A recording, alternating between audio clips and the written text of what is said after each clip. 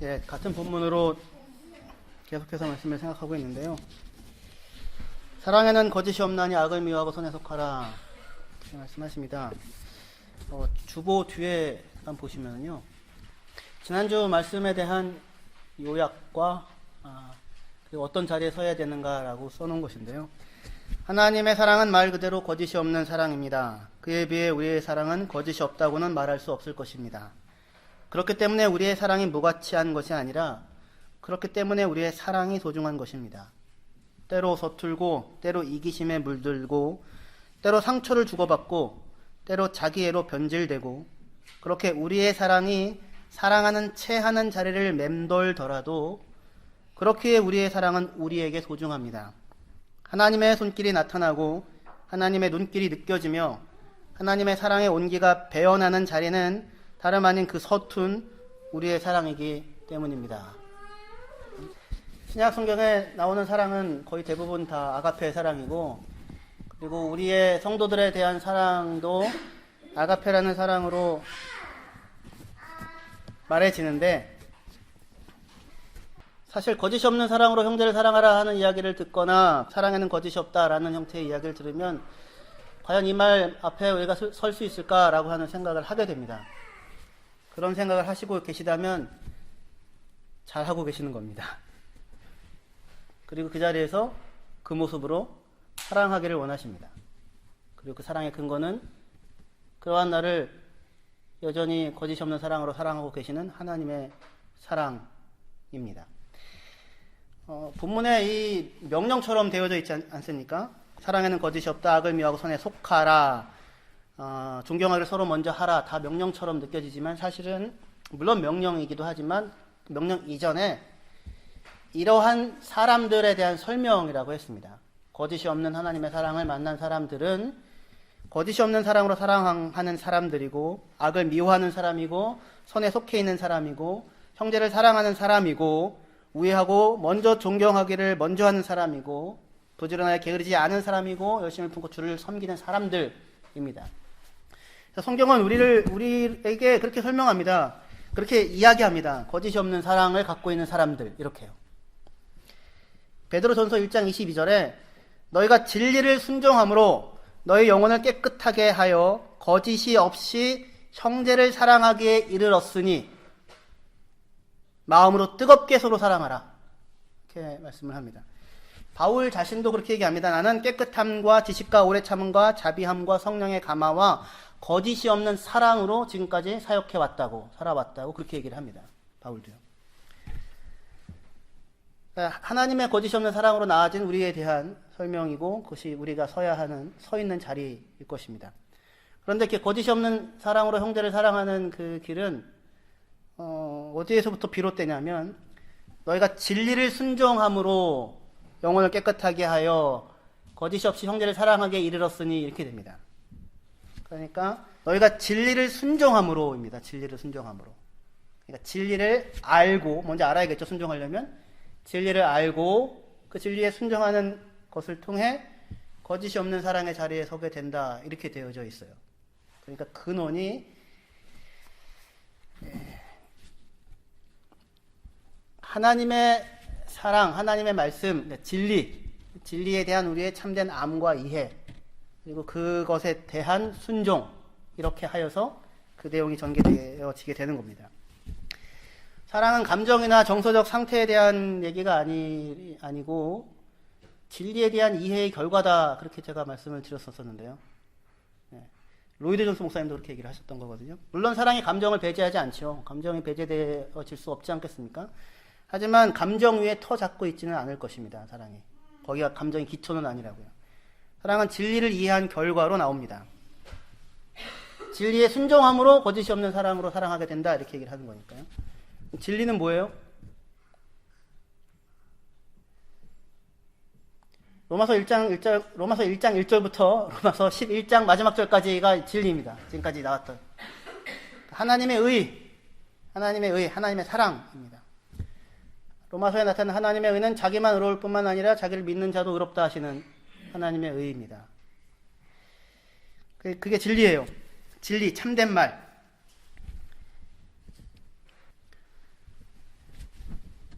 그러니까 로마서에 따른다면 모든 사람이 죄를 범하였음에 하나님의 영광에 이르지 못하더니 그리스도 예수 안에 있는 성령으로 말미암아 하나님의 은혜로 값없이 의롭다 하심을 얻은 자 되었느니라 라고 하는 형태의 하나님의 의로움입니다. 죄인을 심판하고 끝나는 것이 아니라 자기만 의로운 게 아니라 그도 의롭게 하시기 위하여 십자가의 희생을 하나님이 감수하시고 의를 낳으시는 하나님의 사랑이 우리가 로마서에서 확인할 수 있는 진리의 말씀입니다. 요한복음의 표현으로 한다면 우리가 잘 아는 하나님이 세상을 이처럼 사랑하사 독생자를 주셨으니 이는 누구든지 저를 믿는 자마다 멸망하지 않고 영생을 얻게 하려 하심이라. 그죠? 영접하는 자 곧 그 이름을 믿는 자들에게는 하나님의 자녀가 되는 권세를 주셨으니 성경 어디를 펴도 우리가 만날 수 있는 하나님의 우리를 향한 사랑에 대한 설명입니다. 그 진리예요. 그 진리를 알므로 사랑의 자리에 설 수 있는 것입니다. 그래서 거짓이 없는 사랑에는 거짓이 없나니 악을 미워하고 선에 속하라 라고 이렇게 얘기하고 있는데 악을 미워한다는 것은 물론 직접적으로 악한 행동을 미워한다라는 뜻일 수 있긴 하겠지만 여기서 미워한다는 건 아주 혐오하는 겁니다. 치를 떨 만큼 싫어하는 거거든요. 미워한다는 이 단어가 그냥 약간 별로 내 타입은 아니야 이거랑은 다른 겁니다. 훨씬 더 강한 표현인데 악에 대하여서 아주 혐오하고 그리고 선에 속하라 이렇게 얘기를 하고 있습니다. 근데 악을 미워한다는 말은 물론 악한 행동을 미워한다라는 말이 될 수 있기도 하겠지만 모든 악한 가운데 가장 큰 악은 뭐겠어요?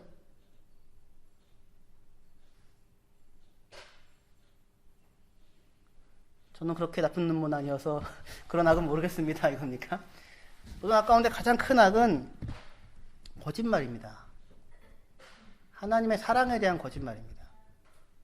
하나님의 사랑을 뒤틀어 놓는 것입니다. 가장 악독한 것입니다. 거짓 위에다가 삶을 살게 하는 것입니다. 누군가가 여러분들을 때린 것보다요, 누군가가 여러분에게 있지도 않은 이야기를 뒤에서 그 사람이 그랬대 하고 돌아다니는 게 그런 거짓이 훨씬 더 치를 떨게 하는 고통스러운 일입니다. 그러니까 악을 미워하고 선에 속하라 할 때 악을 미워한다는 말은 그러니까 이 거짓말에 속지 말라는 말일 수 있습니다. 이 사탄의 말에 속지 말고 하나님의 말씀에 연합하라 이렇게 이해할 수 있어요. 선에 속하라 할 때 속한다는 말은 원래 연합한다는 뜻입니다. 단어가 연합한다. 선에 연합하라. 그러니까 착한 일을 하고 살아라가 아닙니다. 물론 우리는 착한 일 하고 살아야 되죠. 하지만 그것 이전에 먼저 선에 속하라 얘기하는데 선에 연합하라고 얘기를 하고 있는 것이 더 먼저입니다. 남자가 부모를 떠나 아내와 연합하여 한 몸을 이룰지로다. 그때 연합한다는 말이 선에 연합하라라는 말입니다. 그러니까 훨씬 인격적인 어떤 것입니다. 인격적인 관계에 속하게 되는 것입니다. 선하신 그분과 연합되어지는 것입니다. 예수 그리스도와 연합하는 것이고 하나님의 사랑에 연합하는 것입니다. 선한 분에게 속하라라는 얘기입니다. 하나님에게 연합하고 하나님의 말씀에 연합하는 것이죠. 하나님의 말씀은 하나님이 우리를 사랑하신다고 하는 죄인인 우리를 사랑하신다고 하는 그것을 위하여 자기 아들을 화목제물로 내어 놓으셨다고 하는 분명하고 단순한 사실입니다. 사랑한다고 하늘에서 말한 게 아니고요. 찾아오셨습니다. 사랑에 고백하고 끝난 게 아니라 이딴만한 다이아를 앵겨줘야 그 정도 해야 사랑 아니겠습니까? 다들 하나씩 하셨죠? 너무 커가지고 못 갖고 다니는 거죠? 네. 우리가 이 보배를 질그릇에 가지고 있다고요. 질그릇에 이 보배를 십자가를 하나님께서 내어주셨다고요. 사랑한다고 말을 한 게 아니라 찾아오셨다고요. 직접 같이 밥 먹고 같이 자고 자기의 전부를 내어주셨죠. 사마리아 여인에게 찾아간다고 하늘에다가 이렇게 편지를 이렇게 비행기로 써가지고 보낸 게 아니라 12시에 그 여자가 오는 시간에 맞추어서 급하게 걸어가서 거기서 여인을 만나시죠. 그러니까 사랑하셨죠. 말 그대로. 그 사랑으로 말미암아 우리가 사랑을 알게 되어서 하나님의 자녀들이 되었습니다. 그렇죠? 그래서 그 다음에 이제 10절에 형제를 사랑하여 서로 우애하고 존경하기를 서로 먼저 하고 이렇게 말씀이 나오게 됩니다. 형제를 사랑하고 우애하라. 우애하라는 얘기는 식구 간의 사랑이라고 했죠. 소속되어진 사람들 간에. 우리의 소속은 어디예요? 여러분의 소속은 어디입니까? 킬이죠, 킬. 킬 한인선교교회. 킬 한인선교교회입니다. 킬 한인선교교회. 킬 한인선교교회 그리스도의 몸. 하나님의 나라. 우리의 시민권은 하늘에 있는지라. 거기가 우리의 소속입니다. 소속이 같습니다. 소속이 같은 사람들끼리는 사랑하게 됩니다. 사랑해야 마땅하고요. 반가워해야 마땅합니다. 어디서 오셨어요? 부산에서 왔어요. 그럼 반가워하잖아요. 어디서 공부했어요? 아우크스부르크에서 공부했어요. 경미자매 맞죠?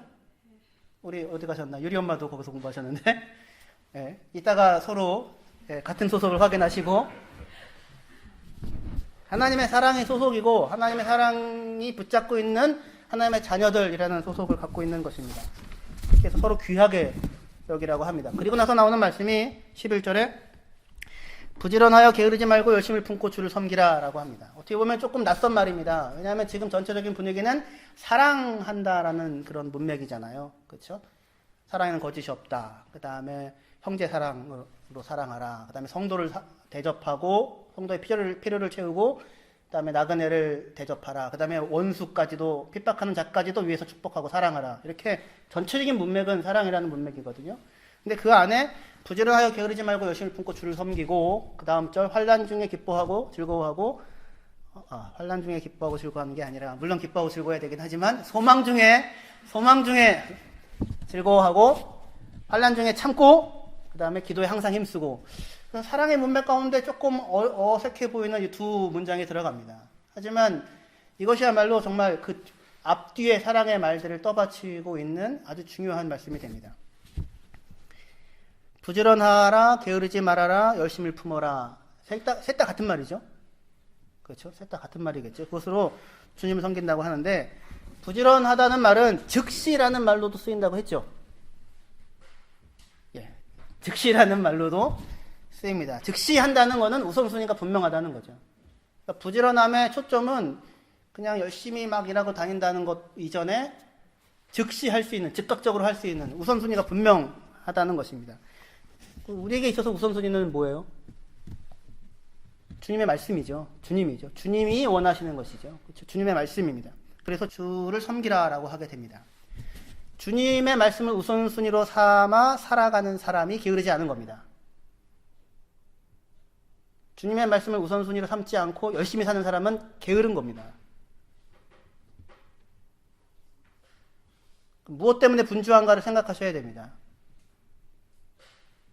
지난번에도 말씀드렸지만 데살로니가 전서인가요? 게으른 사람들이 아탁토스라고 했잖아요. 전략이 없는 사람들. 우선순위가 분명하지 않은 사람들. 주님이 누구인지 모르는 사람들이라는 거죠. 주님의 말씀을 따라서 그것을 우선순위로 삼아 그것을 따라 사는 사람을 보고 부지런하다고 하고 충성되다고 할 수 있을 것입니다. 이 금방 읽었던 11절 말씀 또는 9절 말씀의 배경에는 어떤 이 말씀의 배경이라고 하기엔 좀 그렇고 그것과 아주 잘 매치되는 말씀이 있는데 달란트 비유입니다. 예수님의 마태복음 25장에 달란트 비유입니다. 한 달란트 받은 사람에게 종에게 주인이 뭐라고 이후에 결산을 할 때 꾸중을 합니까? 악하고 게으른 종아. 그 다음에 2달란트, 5달란트 받은 사람한테는 착하고 충성된 종아 그렇게 합니다. 악을 미워하고 손에 속하라. 부지런하여 게으르지 말고 주를 섬겨라 했는데 1달란트 받은 종은 악하고 게으른 종으로 불려지고 2달란트, 5달란트 받은 사람은 착하고 충성된 종아라고 불려집니다. 착하다는 말이 악을 미워하고 선에 속하라 할 때 그 선이랑은 같은 말이에요. 아가토스 똑같은 말이에요. 같은 형태의 얘기입니다. 그러니까 지금 이 로마서 12장 9절에서 11절 그 말씀을 잘 형상화, 그림처럼 보여주고 있는 것이 말하자면 달란트 비유가 될 수 있는 것입니다. 이 두 종류의 종이 나오지 않습니까? 1달란트 받은 사람과 그 다음에 2달란트, 5달란트 받은 종. 가장 큰 차이는 무엇일까요? 2명의 종은 이익을 남겼고 1명은 이익을 안 남겼다. 물론 그럴 수도 있긴 하겠죠. 2명의 종은 성실했고 1명의 종은 게을렀다. 그래서 예수님이 게으르다고 불렀다. 주인이 맡겨진 것에 대해서는 충성하지 않았죠. 하지만 이 사람 혼자서는 되게 열심히 살았을 수 있습니다. 왜냐하면 주인의 것으로 살 수 없었으니까. 자기가 자기의 것으로 살아야 할 거 아니에요. 그러니까 굉장히 열심히 살았을 수도 있다고요. 어디에다가 땅도 사고 집도 장만해 놓았을 수도 있어요. 그러나 게으르고 악한 종이죠. 가장 큰 중요한 차이는 무엇입니까? 이 두 부류의 종들의. 그거는 뭐냐면 주인에 대한 이해가 다르다 이겁니다. 주인에 대한 이해가 다르다. 주인을 오해하고 있다 이겁니다. 한 달란트 받은 종은 주인을 오해하고 있습니다. 주인에 대한 그의 말이 사실이 아니에요. 주인에 대한 그의 말이 거짓된 말이에요. 한 달란트 받은 종이 주인에 대해서 어떻게 알고 있고 어떻게 말을 합니까? 당신은 굳은 사람이라, 당신은 딱딱한 사람이라, 당신은 엄하고 무시무시한 사람이라, 그래서 심지도 않은데 거두고 해치지도 않았는데 모으는 그런 분입니다. 그런 분인 줄을 내가 압니다. 그래서 내가 두려워하여서 당신의 달란트를 땅에 숨겼나이다 이렇게 얘기를 합니다. 이게 지금 한 달란트 받은 종의 주인에 대한 이해예요. 주인에 대한 말이 이해가 거짓된 말을 품고 있는 것입니다. 이 말을 들으면 누구의 그 사건이 이렇게 떠오르냐면 배음처럼 이렇게 들려오냐면 에덴 동산에서요. 뱀이 하나님에 대하여 하는 말과 그 뱀의 말을 듣고 아담과 하와가 범죄하고 행한 행동이 지금 이 종이 말과 종의 행동과 아주 유사하게 겹쳐지게 됩니다. 뱀이 뭐라고 얘기해요? 하나님은 사랑이 아니야 이렇게 얘기를 하는 거죠. 하나님은 거짓말 하시는 분이야. 하나님은 무시무시한 분이야. 하나님은 너희가 선과 악을 아는 하나님처럼 되는 걸 원하지 않아서 먹으면 죽는다고 협박하는 존재야. 너희가 생각하는 것 같은 그런 존재가 아니야. 그런 하나님은 있고 너희가 너 스스로가 내 삶을 개척하고 살아내야 해. 스스로가 스스로를 돌봐야 해. 이렇게 지금 이야기를 하게 되는 거잖아요. 한 달란트 받은 종이 그렇게 이해했잖아요. 주인은 무서운 분이고 해치지도 않은 데서 모으고 심지도 않은 데서 거두는 분인 줄 알아서 두려워했다고요. 이 뱀의 말을 듣고 아담과 하와가 열매를 먹고서 스스로 부끄러운 줄 알고 무화과 나무로 옷을 해입죠. 그리고는 동산을 거니시는 하나님의 음성을 듣고 두려워하여서 숨습니다. 하나님이 아담아 사람아 네가 어디 있느냐? 예, 제가 두려웠습니다. 벗었기 때문에. 그래서 내가 숨었습니다. 이렇게 이야기를 하고 있습니다. 한 달란트 받았던 종이 주인에 대한 거짓된 말을 품고 그를 두려워하여서 주인의 달란트를 땅에 숨겼다면 아담과 하와는 하나님에 대한 거짓된 말을 듣고 그것을 따른 결과 하나님을 두려워하게 되었고 그리고 하나님이 지으신 자신의 몸을 하나님 앞에 숨기게 됩니다. 하나님 앞에 숨긴다는 이 말이 되게 아주 묘하게 썼습니다. 자기가 숨겨졌다 이렇게 썼어요. 자기가 숨겨졌다. 그러니까 하나님 앞에 자기를 숨겼는데 숨겨진 건 누가 숨겨진 거예요? 자기가 자기에게 숨겨진 거예요. 자기도 자기에게 숨겨진 겁니다. 여기가 지금 악하고 게으른 종에 대한 이야기예요. 하나님 앞에서 자기를 숨기자 자기가 자기에게 숨겨진 겁니다. 자기가 누구인지를 모르는 거죠. 자기가 왜 만들어졌는지, 어떠한 존재인지, 하나님의 형상으로 창조된 귀한 존재인지, 하나님의 사랑을 받는 하나님의 아들이고 딸이라는 사실을 놓치게 되는 겁니다. 자기가 누구인지가 숨겨지는 거예요. 하나님이 누구인지를 모르고 자기가 누구인지를 모르게 되는 겁니다. 하나님이 누구인지를 모르고 자기가 누구인지를 모르니까 삶의 방향성이 상실되잖아요. 삶의 방향이 있을 수가 없으니까 힘을 집중해야 할 길이 없으니 그것이 게으른 것이고 그것이 악한 것입니다. 한 달란트 받은 종은 한 달란트 숨겨놓고 그러니까 더 이상 주인이 종이 아닌 거예요. 주인과 상관이 없는 사람으로 살고 있는 겁니다. 그러니까 자기가 누구인지를 놓치고 그냥 열심히 살 수밖에 없는 거예요. 자기가 자기에게 숨겨지는 거라고요. 그게 게으른 겁니다. 그리고 악한 것이고요. 착하고 충성된 종들은 그럼 어떤 사람들인가? 즉시로, 그죠? 즉시로 가서 장사를 합니다. 즉시. 아까 그 부지런하다는 말이 즉시라고 했잖아요. 우선순위가 분명해요. 그분이 주님이시거든요. 그분이 주님이시거든요. 그게 너무 분명한 겁니다. 그래서 즉시로 가서 장사를 합니다. 주인의 것으로 장사하고 주인의 것으로 먹고 마시고 살고 주인의 것으로 남기고 살았던 사람입니다. 주인이 누군지를 알자 자기가 누구인지도 알고 자기가 해야 할 일이 무엇인지도 분명한 겁니다. 주인에 대해서 바로 알고 있습니다. 주인이 자기의 즐거움에 참여하게 하려고 자신들에게 달란트를 맡겼다고 알고 있습니다. 물론 직접적으로 종이 이렇게 얘기하진 않지만 주인이 그렇게 칭찬하잖아요. 착하고 충성된 종아, 너희가 작은 일에 충성하였으니 내가 더 큰 것으로 맡기리라. 내 주인의 즐거움에 참여할지로다. 하나님께서 아담과 하와를 만들고 이 땅을 허락하시고 사람에게 맡기신 것은 하나님 아버지의 즐거움과 풍성함에 참여하기 위하여서 맡겼던 것일 것입니다. 지금 이 종들은 분명하게 알고 있습니다. 바르게 알고 있는 대로 즉시 행했습니다. 즉시 그 아는 대로 살았어요. 주인이 누구인지 알았고 자기가 누구인지도 알고 그 아는 바를 따라서 사는 것이 그것이 착하고 충성된 겁니다.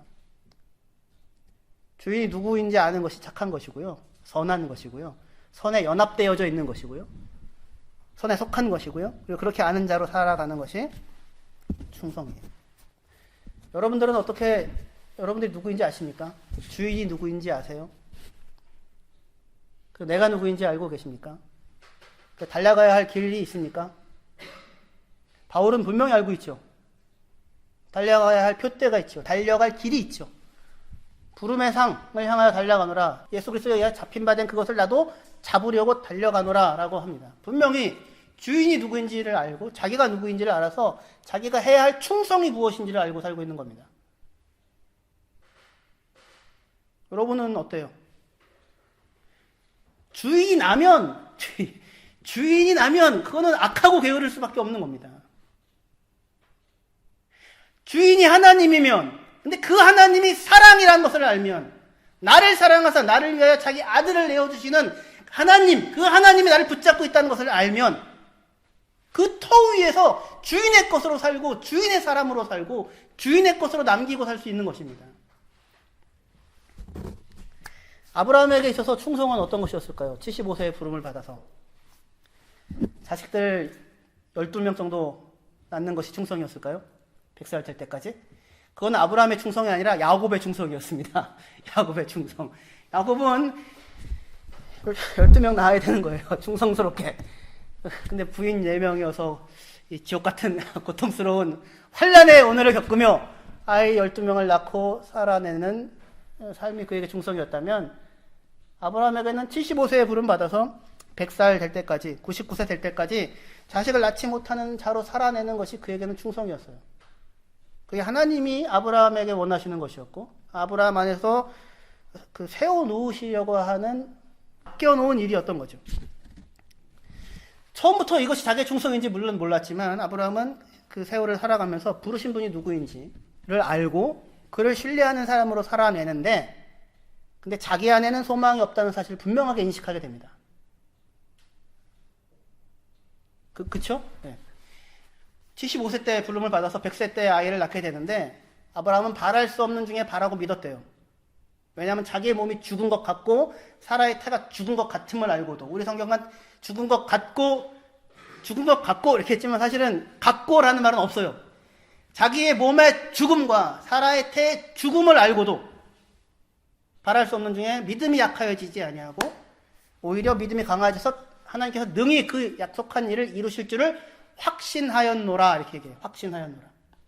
이것이 성경적 전망에서의 소망이에요. 소망. 그 뒤에 나오는 소망 중에 즐거워하며 소망 중에 즐거워하며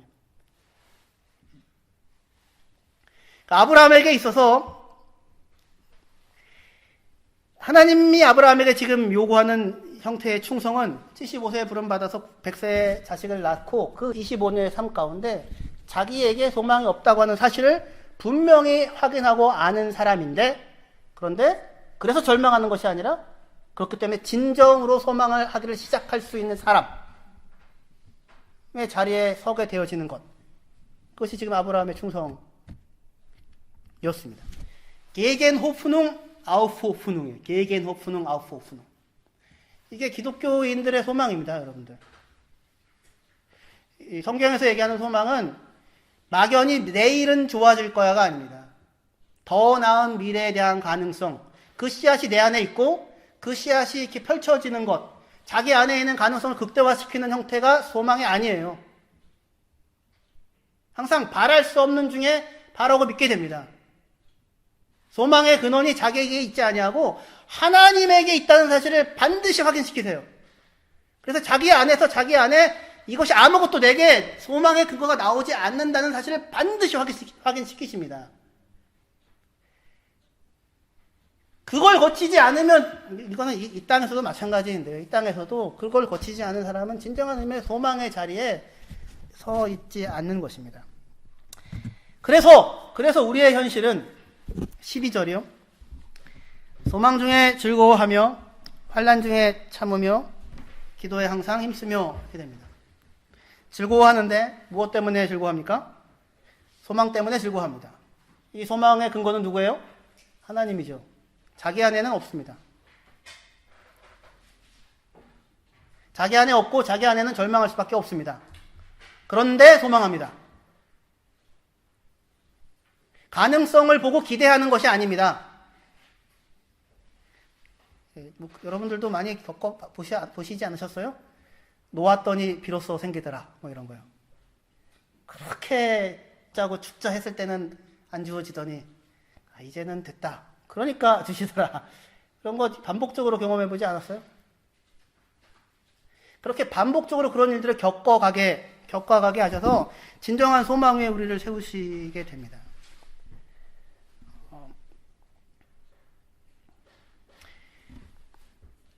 소망 때문에 기뻐해요. 그러니까 기쁨의 이유가 환경이나 조건이 아니라는 것입니다. 우리가 처한 환경과 조건은 환난입니다. 고통이고요. 아닙니까? 저는 고통스러운데요. 여러분들은 고통스럽지 않아요? 인생은 고통스럽습니다.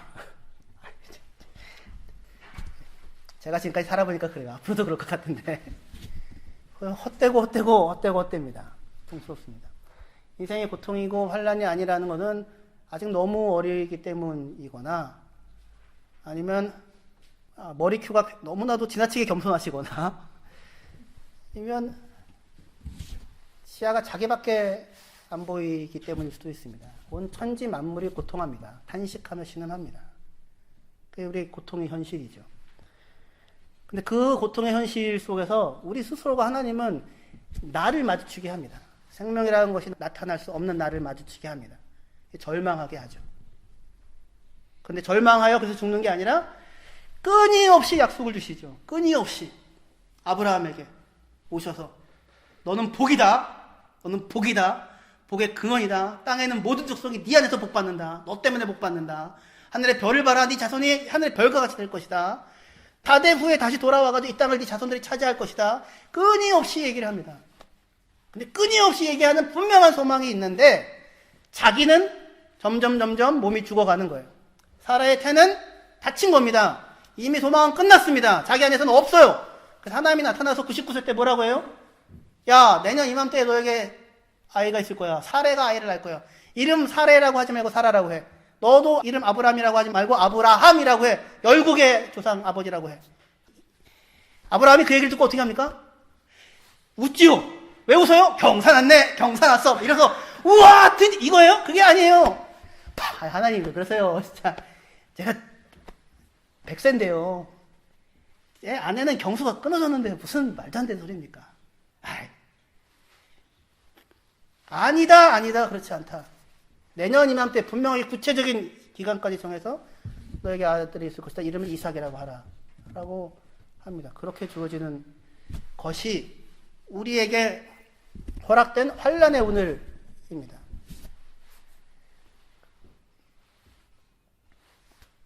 로마서 5장 3절부터요. 다만 이뿐 아니라 우리가 환난 중에도 즐거워하나니 이는 환난은 인내를, 아까 환난 중에도 인내한다 그랬잖아요. 그죠? 환난은 인내를, 인내는 연단은 소망을 이루는 줄 알미로다. 소망이 우리를 부끄럽게 하지 아니함은 우리에게 주신 성령으로 말미암아 하나님의 사랑이 우리의 마음에 부은 바 됨이니. 지금 바울은 로마서 12장 그 11절에서 로마서 5장 본문을 확 가지고 오고 있고 로마서 8장의 본문까지도 다 가지고 오고 있습니다.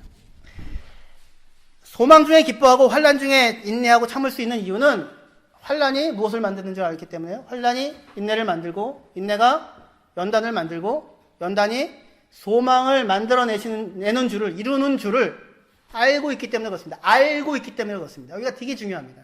알고 있기 때문에. 아까 그 종들도 주인에 대하여 분명하게 알고 있었고 하지만 한 달란트 받은 종은 자기는 주인이 그런 분이신 줄을 알고 있었대요. 잘못 알고 있는 거죠. 여기 우리가 알고 있다고요. 환난이 분명히 인내를 만들고 인내가 연단을 만든다고요. 연단이 무슨 뜻입니까? 도키메라는 말인데 정년되어 연단된 것입니다. 로마서 12장에 하나님의 선하시고 기뻐하시고 온전하신 뜻이 무엇인지 분별하도록 하라. 분별한다는 말이 무슨 말이라고요? 연단되라는 말이라고 했죠. 도키메, 도키마조 같은 말이라고 했었습니다. 하나님의 뜻을 분별한다는 것은 다만 지적으로 구분한다는 뜻이 아니라 내 안에 하나님의 뜻이 새겨지는 거예요. 내 삶 가운데. 내 삶을 이렇게 빚어가시는 거라고요. 연단을 통하여. 환난은 인내는 연단을 내 안에 하나님의 뜻을 새겨 넣어 가시고 그리고 그 연단이 소망을 하나님의 영광에 참여할 것에 대한 소망을 만들어낸다고요. 하나님의 영광에 참여할 것에 대한 소망. 다른 말로 성경은 무수히 다른 말로 표현합니다. 양자 될 것, 상속자, 몸의 구속, 하나님의 아들의 영광의 자유. 아들이 아버지와 사랑 안에서 하나 된 것처럼 우리도 아들 안에서 사랑으로 하나 되고 연합되어지는 것. 또 뭐가 있을까요? 영생, 하나님의 나라, 그 모든 것들 영광을 이루는 줄을 우리가 알미로다. 그러니까 소망 때문에 기뻐하는데 환경 때문에 기뻐하지 않고 환경과 조건과 상황은 우리가 살아가는 삶은 분명하게 환난일 거예요. 고난일 거예요. 하지만 그것이 인내를 만들고 연단을 만들고 영광을 만드는 줄 우리가 알아요. 그 일을 위하여 하나님이 이 모든 일을 시작했는데 이 모든 일을 시작한 하나님은 어떤 분이냐면 우리를 사랑하시는 분이래요. 그래서 5절에 소망이 우리를 부끄럽게 하지 아니함은 우리에게 주신 성령으로 말미암아 하나님의 사랑이 우리 마음에 부은 바 됨이라고요. 하나님의 사랑이 우리 마음에 쏟아 부어졌다고요. 하나님의 사랑이시라고요. 그게 진리죠. 우리의 현실은 어때요? 여러분의 현재는 우리를 사랑한다고 막 쏟아붓지 마시고 환난에서 제발 건져주셔요. 언제쯤 땡하고 햇될 날이 오겠습니까? 이게 우리의 현실일지 몰라요. 그거를 살아내는 것이 충성입니다. 어떤 사람은 10년이 될 수도 있고요. 죽을 때까지 있을 수도 있다고요. 하나님이 나에게 허락하신 몫이 있다고요. 아브라함은 25년 동안에 아예 없는 사람으로 살아내야 할 자기의 절망을 확인하고 근데 하나님을 굳건히 믿고 확신해야 할 기독교적 소망은 될까 안 될까 되겠지가 아니에요. 확신하는 거예요. 확신. 어떻게 확신할 수 있어요? 약속하신 이가 내가 아니라 하나님이니까.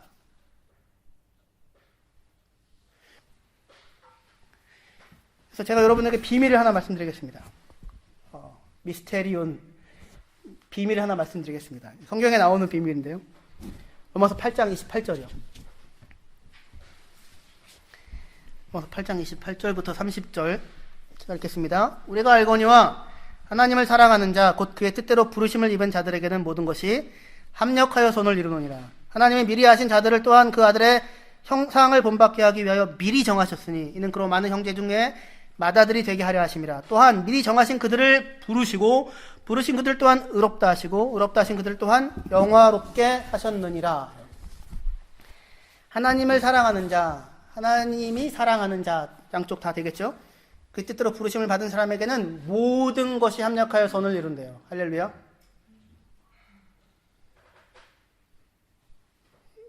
모든 것이 합력하여 선을 이룰 것입니다.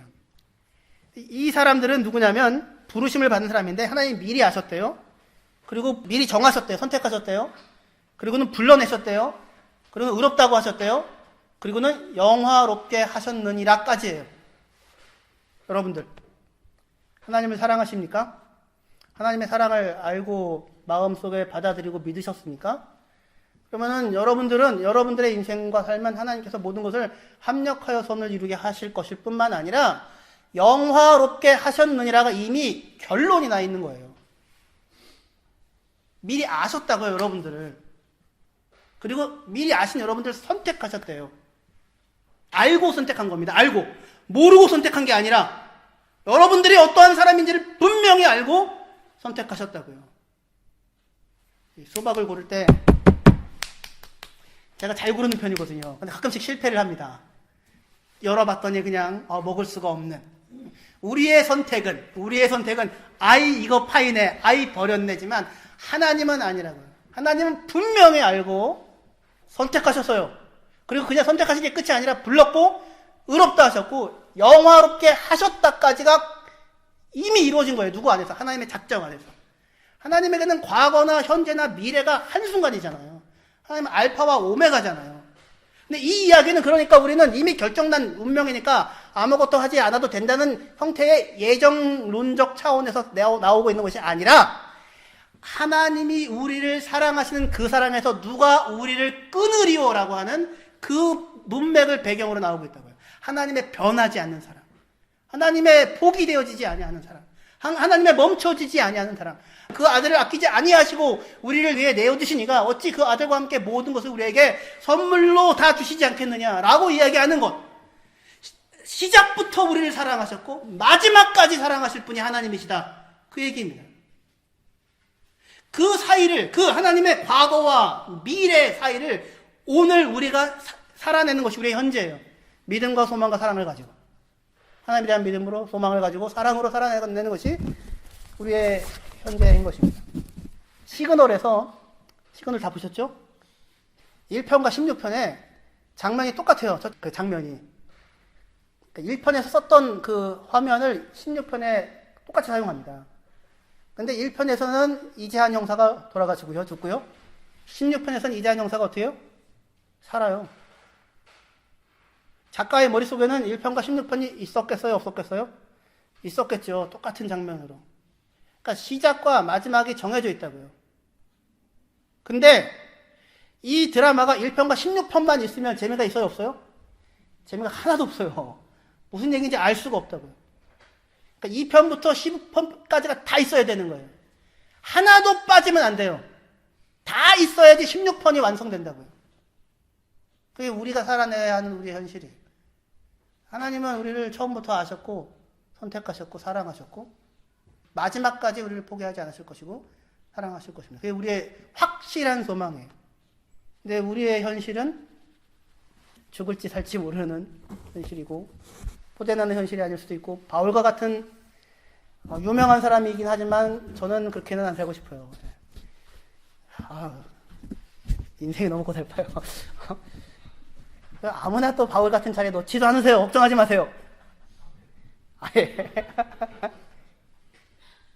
주인이 누구인지를 알고 내가 누구인지를 알고 주인의 것으로 여러분에게 있는 삶을 충성하는 것입니다. 이 자리를 놓치면 하나님에게서 자기를 숨기는 게 아니라 자기에게서도 자기가 숨겨집니다. 자기가 지워져 버립니다. 그러면 아무것도 아닙니다. 아무것도 아닙니다로 설교를 끝낼 수 없으니까 얼마나 인내를 인내는 연단을, 연단은 소망을 이루는 줄 알미로다. 하나님의 사랑이 우리에게 성령으로 말미암아 이와 같이 부어지신 바 되었다.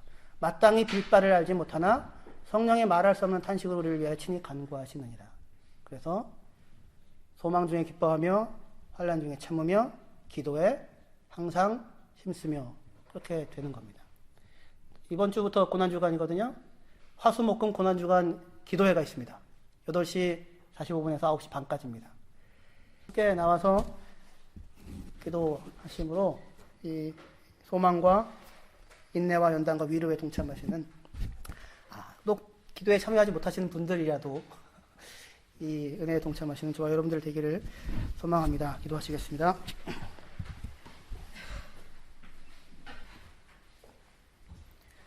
하나님 아버지, 천지는 없어지겠으나 내 말은 없어지지 아니하고 영원히 거하리라. 그 하나님의 말씀, 천지를 지으신 하나님의 말씀, 빛이 있으라, 빛이 있었고 하나님 보시기에 좋았더라, 그 말씀, 우리를 지으시고 보시기에 심히 좋았더라 하시는 그 말씀, 너는 내 사랑하는 아들이다, 내가 너를 기뻐한다고 말씀하시는 그 말씀, 내가 너를 의롭다 하고 영화롭게 하였느니라 라고 하는 그 말씀을 저희 마음판에 새기게 하여 주시옵소서. 하나님이 하나님이고 우리는 그의 피조물이며 예수 그리스도가 주인이고 우리는 그의 종임을 기억하고 그의 말씀에 따라 즉시 순종하며 주인의 종으로 살아내어 하나님께 기쁨을 드리고 착하고 충성된 종이라고 하는 칭찬의 자리에서는 저희들 되게 하여 주시옵소서. 예수께서 예루살렘에 오늘 입성하십니다. 죽는 길인지를 알지만 가십니다. 하나님께 충성합니다. 하나님이 누구인지를 알고 자기가 누구인지를 알며 자기에게 맡겨진 역할과 사명이 무엇인지 알기 때문입니다. 죽음의 길인데 죽음의 길이 아니고 생명의 길입니다. 우겨쌈을 당하나 쌓이지 아니하고 거꾸로 트림을 당하나 망하지 아니하고 죽음에 넘겨지나 생명에 나타나는 길, 그 길을 따라 저희들 걸어가 하나님의 나라에서 주의 영광에 참여하는 자들 되게 하여 주시옵소서. 예수님의 이름으로 기도합니다.